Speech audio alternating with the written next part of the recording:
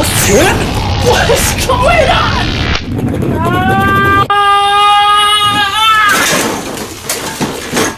What the flippin' heck?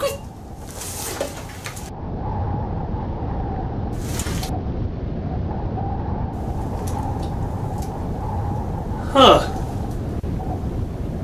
Well, I guess, hello everyone, and welcome to another animated look back. Oh boy.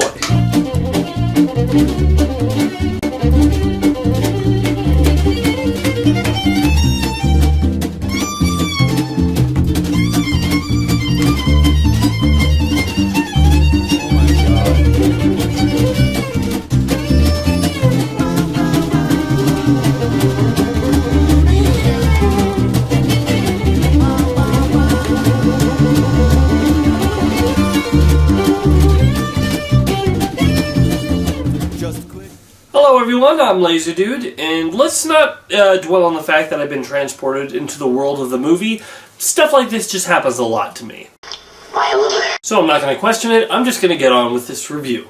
And hopefully that takes me out of this place. Most animated movie studios have a certain type of animated film that they usually make. Now, of course, there are exceptions to this rule for every studio, but for the most part, Disney usually makes large, epic movies with a musical element and usually based in fantasy about a princess or a prince. DreamWorks is usually trying to make the fun, upbeat, joke-a-second type of movie with lots of adult references and pop culture references and a dance number at the end. Blue Sky Studios is trying to do that, but fails most of the time. However, I think that it's really impossible to describe Pixar like that.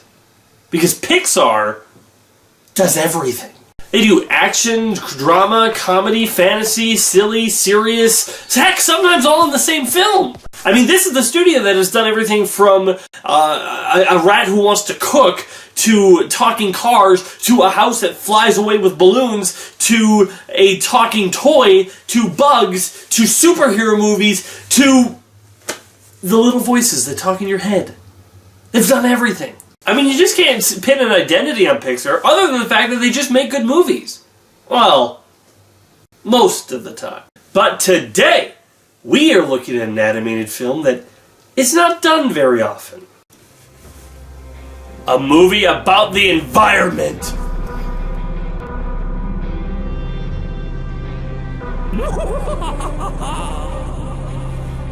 My goodness, Pixar, are you gone mad? Mad? You dare call me, Pixar, mad? Tell me, Mr. Movie Critic, have I ever failed? At this time, in 2008? No. I mean, Cars was an animated movie, and I hope you don't make any sequels to that one, but an environmental movie that's good? It can't be done! Oh, it's not just going to be an environmental film, it's going to be a love story. A love story? Well, actually, a love story of two people falling in love at the end of the world? That sounds kind of fascinating. Not people, robots. Wait, what? Yes. Two robots falling in love at the end of the world with very little dialogue for the first half hour of the film, and, yes, the funny side character is a cockroach. You'll be back. When this movie comes out, you'll come crawling back to me. I am Pixar, the unstoppable hopping lamp. Nothing will stop me. I got 7 more years till the good dinosaur comes out.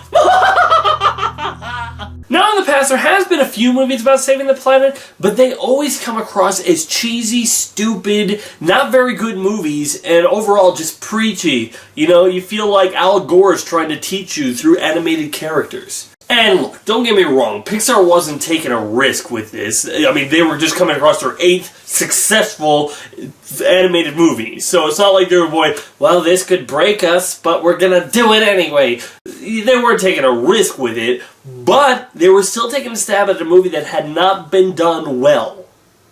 Ever. So with that being said, how do I feel they did? Well, let's get into it. This is my animated look back review of WALL-E. When talking about WALL-E, the topic that usually takes center stage is the beginning. I mean, it has been called filmmaking at its finest, that it is pure magic, and you know what? It's hard to disagree. Actually, you know what? I take that back.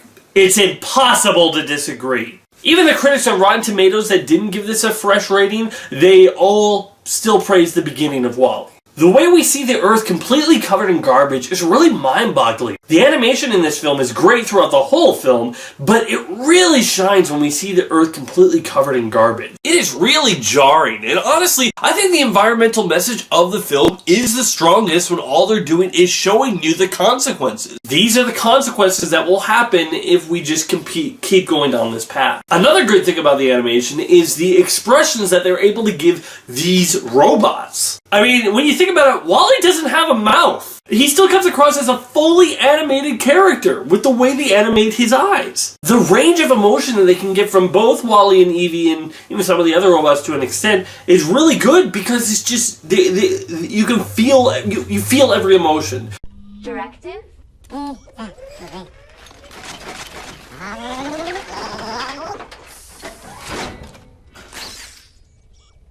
Ta-da! Ooh. Directive? Classified.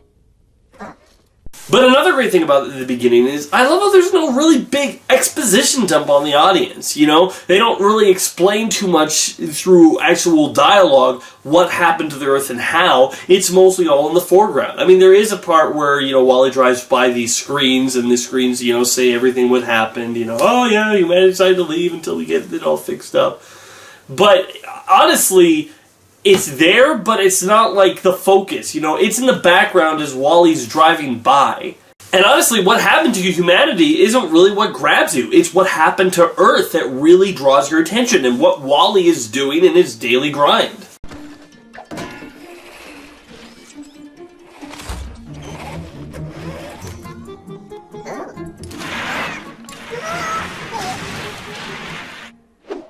It's actually kind of telling as well that they left those billboards on. I mean, this has been 700 years in the future since they left the planet, and yet they still left the billboards on, so they're still burning up electricity, still wrecking the planet, even though they're not even there anymore. We get a clear picture of what type of character WALL-E is with little to no dialogue, just as he follows his programming. And his programming is to clean up the entire planet. Little big job for a tiny robot. But he doesn't really question the logic of him being the only working WALL-E model and his job being cleaning up the Earth. So we can tell that he's optimistic. But then we also see that he has a very curious mind, as we can see that through the different type of garbage he collects. He finds Rubik's Cubes, sporks, even a VHS tape. Ha! I knew VHSs would outlast DVDs! Suck it, Blu-ray! We can also tell that he does want something more out of his life, as we can tell he's a dreamer by the way he looks up into the stars, and how he's looking for love by the way he watches Hello, Dolly, the old movie. And of course this brings up the questions like, well, how can a robot understand love and that, Look. Honestly, it's been 700 years in this movie. Can't you just see, like, with him replacing all of his parts, you know, he starts with his programming is just to collect garbage, right? Well, then he starts collecting garbage, but then in his programming he starts asking, whoa, what is garbage? And then he's, you know, goes from there to, okay, is this garbage? Or is this something that can be used? And so he goes from there to, you know, putting in stuff in and seeing how it works and whatnot, and then he puts in a movie and he's like, okay, well, what is this? You know, as soon as something achieves a curiosity, and then everything just blossoms from there. Still, besides not being able to categorize if a spork is a spoon or a fork, his life is pretty boring. Until one day, a spaceship comes from out of the sky, lands, and drops off a bot from the human ship, and the bot's name is Eve, and she's going around scanning for life, and he is absolutely smitten. And that's what the first half hour is about. WALL-E is pining over a girl who shows no interest in him, and he keeps on trying to do whatever he can to get her attention. It's a robot love story. And Eve shows no interest in him. She only has two interests. One, looking for other life forms, because that's her directive. And two, shooting everything that moves.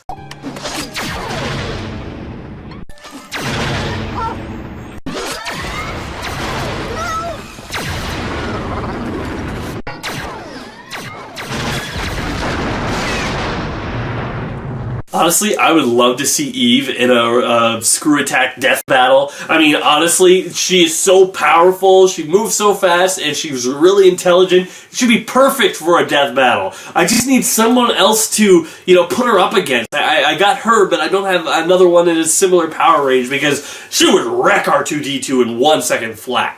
But when Eve finally does spend some time with Wally, they're actually very cute together. It is really hard to explain, but they really capture the tone of a guy building up all of his courage just to talk to a girl.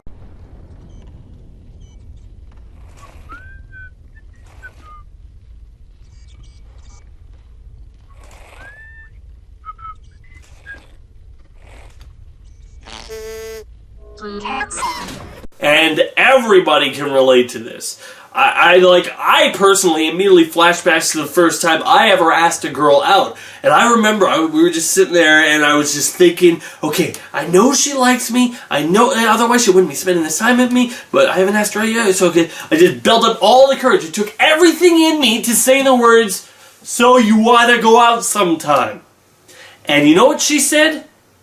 "I'm sorry, what was that? I didn't hear you." I mean, I nearly fainted. But Wally and Evie, they were just really cute together. I mean, he's a little timid and a little bit of a klutz, and she's like so overpowering that she just does everything full force. But that kind of makes them, I like that. I like them together because of that. We are charmed by Wally's persistence. He's like, I gotta just keep going. And we like Evie and her discovering these new feelings. And I like that they don't show Evie as just a cold robot from the beginning, that she does have emotions. She has a giggle, she jokes, and she has a moment that I think is super relatable. Because when the spaceship lands, she starts scanning for stuff. But as soon as the spaceship takes off, she looks up, and then she goes for a fly. She just flies around, does, spins, and is just having a good time before she, then goes back to work and starts scanning stuff again. It reminds me of the way of, if your boss leaves work, you're doing your job, and your boss has to go do something, so he leaves early, and all of a sudden, a weight's lifted off your shoulders. Even though you weren't doing anything wrong, you just feel more lighter and more relaxed, and you might take a moment for yourself just to do something fun before you do your work. Other people would do that. I'm saying that's what other people would do. Not me. Totally just do my job to the best of my abilities. No slacking off here. No siree. There, he'll buy that. Are we still recording? But I think it really helps make Evie become more of a real character to us, and not just of us, the stone-cold robot that has to learn emotions. She might not be as far along as Wally, but she's not at the beginning of the starting line for robot emotions. Yeah. Anyways, the point that I'm trying to make is the beginning of this film is filmmaking at its finest. The message comes across without having to say anything. We understand the characters. We have laughed. We have felt sad. And then we go to space. Whoa! Oh man, I left my controller down there. Now, most reviews of WALL-E stop praising the movie as soon as they talk about when they went up to space and to the Axiom. But you know what? I'm going to take a moment to talk about the good things about this part as well. First off, I love how the effect that WALL-E is able to have on all these different robots. I like how he waves to one that's only job is just to push buttons, and then he's like, wait a minute, I can use these as like hands, so he waves back. And then on the way back, when Wally comes by again, he's waving enthusiastically because he's just like, I can do more. And he just can't stop waving because he's broken free from his programming. And I think that's the essential theme that the space axiom part is trying to get across, that we have to break free from our programming. Because it's not just the robots who have been programmed, the human characters are too. We got 3 human characters, a man and a woman and the captain. Now all 3 of these people Wally interacts with, and because of that, they start to break free from their regular programming. As all of humanity is just, they're stuck into these chairs that move them for them. They're all just sitting, eating, relaxing, and basically not doing anything with their life other than eating from a cup. We all know the future isn't going to be eating out of cups. It's going to be chips. Yeah, because I'm telling you, there's french fried chips, there's, ketchup chips, there's hamburger chips, there's flippin' pickles chips, okay? It's gonna be chips, not drinks. But they show what that kind of life would really do to a person. I like how the captain resets the entire day because the only thing he gets to do is to do the morning announcements. So he's like, I'm not going to miss out on the only thing I get to do on this ship. It is now morning. Look, one of the genius things about WALL-E is that in the back of our minds, we kind of think they got a pretty sweet gig. I mean, it's true. You cannot say that you wouldn't at least consider having a job where all you do is just sit on a chair that takes you wherever you go, and you get to just do nothing but sleep, eat, and then play some games of whatever you want to play. There's part of us that is into that, and that's a really brilliant thing about WALL-E. But through WALL-E, all of these characters are helped to open their eyes and see that there's more. I mean, the lady, she didn't even realize there was a pool till after he interacted with WALL-E. She saw what it was. The captain didn't really know anything about Earth until he scanned the dirt that WALL-E brought with him. And I think the film is trying to say to us through this is that we've all been brainwashed and programmed to an extent. And that we need to break away from our original way of thinking in order to make an actual change in the world. And it's not going to be easy. Some people might think you're crazy. I mean, they might throw you away just like they did with the broken robots. Who's to say that those robots were actually broken? Maybe they just came across a new way of looking at things and wanted to do things their way instead of the way the world had programmed them to do it. I mean, just look at Mo. Mo, his only job is just to clean things that have foreign contaminant on them. But he's also programmed that he can only move on these straight, white, lit lines. And there's a moment where he wants to go after WALL-E, but he's not on a lighted line. So he's like, well, what do I do?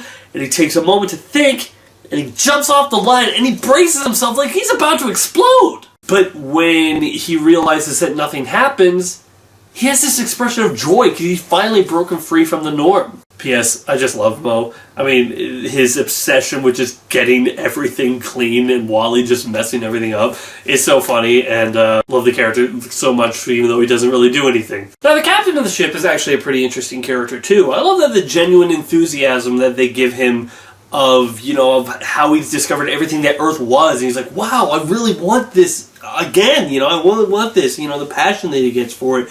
However, this is a moment where the film starts to get preachy. I mean, back on the Earth part, the film was just a love story between two robots, with the environmental stuff in the background so we could focus more on our characters more.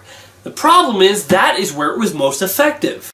The more you have to tell the audience, the less impactful it feels. Because it feels like you're just telling them what to do. And people don't like being told what to do. Out there is our home. Home, Otto. And it's in trouble. I can't just sit here and do nothing. That's all I've ever done. That's all anyone in this blasted ship has ever done.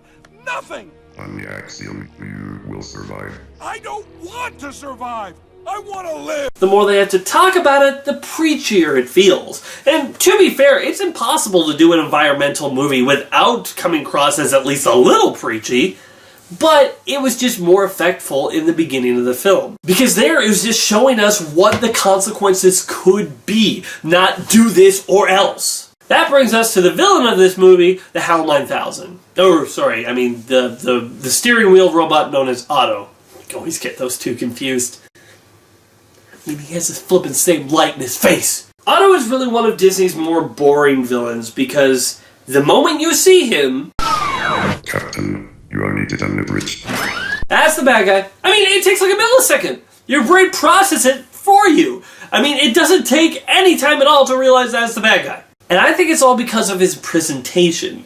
I mean, he has the eye of HAL 9000 and the voice of an evil robot. I mean, wouldn't you think of it if they lightened up his design and gave him like a playful voice, kind of like the president was in the clips? Someone who's so happy and charming that you try to distract you from the real problems going on in the world. He found the plant. Fire up the hollow detector. Not necessary, Captain. You can give it to me. You know what? I should do it myself. Captain. Sir, I insist you give me the plan. Otto, get out of my way. We cannot go home. What are you talking about? Why not? That is classified, Captain. Now, give me the plant. What do you mean classified? You don't keep secrets from the captain. The plant. Tell me what's classified. The plant. Now. Tell me, Otto. That's an order.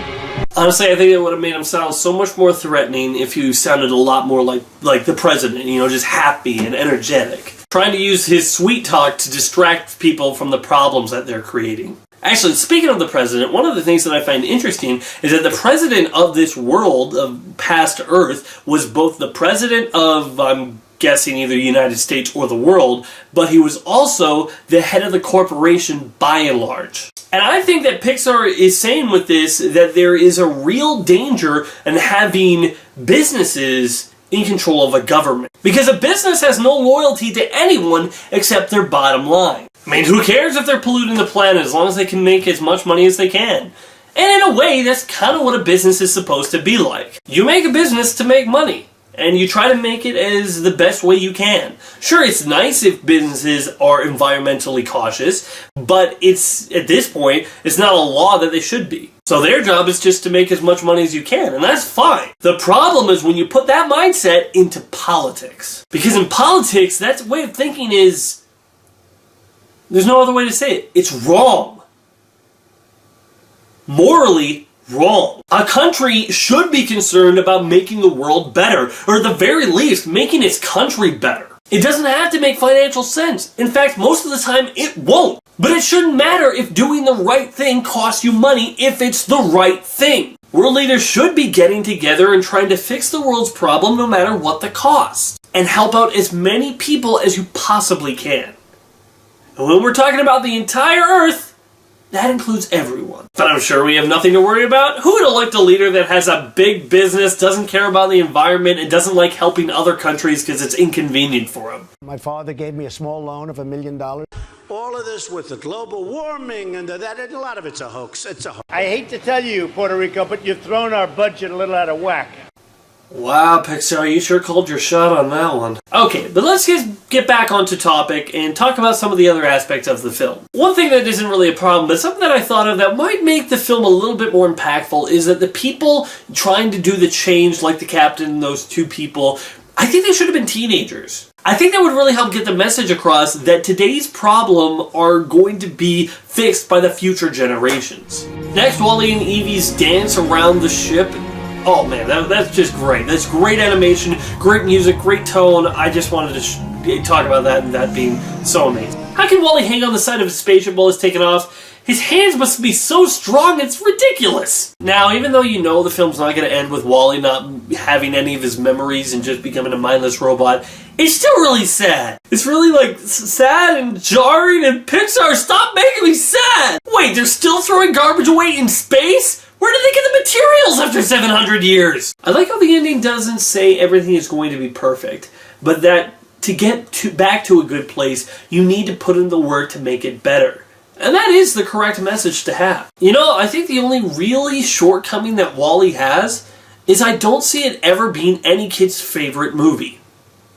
Ever. This is a slow, quiet film. The only funny side characters are Mo and the cockroach, and the only songs are old-timey songs from movies like Hello, Dolly. So while I can say there's very little wrong with Wall-E, I'll also say that the only stuff that I love is Wall-E, Eve, and the beginning of the film. I mean, I like the captain, I like Mo, I love the humor and the commentary on humanity, but I didn't really love it like I did with the first half hour. I just like it. Still, I can say that the only thing I didn't really care for is the villain Otto, so the fact that there's so little to dislike is still a positive for the film. I just don't know how many more rewatches of Wall-E are in my future. So in the end, I'm going to have to give Wall-E an 8 out of 10.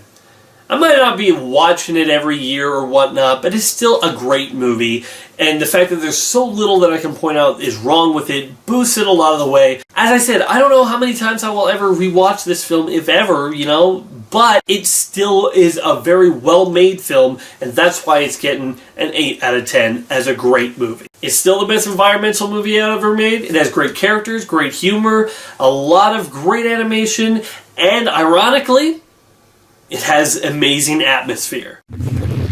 Oh, I guess that's meaning it's my time to go. Okay, I'm glad that worked, otherwise I'd look like a crazy person. Oh, I'm at the end of the world. Time to do a review. Alrighty then, so thanks for watching, everybody. Time for me to go. Oh. Whew. Alright, home sweet... This isn't my apartment. Huh. Well, join me next time on my anime look back where I review apparently Prince of Egypt. Okay. Hey, you over there, what are you doing?